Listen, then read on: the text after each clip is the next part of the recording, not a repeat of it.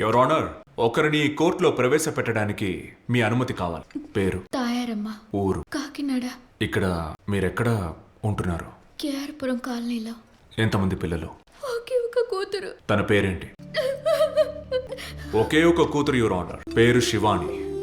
14 ఏళ్ళు, చదువులో దిట్ట. తండ్రి వదిలేసి వెళ్లిన ఇంటిని కాపాడడం కోసం స్కూల్ అయిపోయాక ప్రతిరోజు కేఆర్పురంలో ఒక ఇంటికి పనికి వెళ్తుంది. బట్ గత 2.5 సంవత్సరాలుగా తను స్కూల్కి వెళ్లడం లేదు. కారణం తను లేదు. ఆ హౌస్ ఓనర్, ఆ 67 ఏళ్ల వ్యక్తి, that 67 years old man brutally raped her. Magistrate ముందు వాంగ్మూలం ఇవ్వడానికి వెళ్తున్న దారిలో నంబర్ ప్లేట్ కూడా లేని ఒక ట్రక్కుతో దారుణంగా గుద్ది ఆ 16 ఏళ్ల ఆడపిల్ల ప్రాణం తీశారు.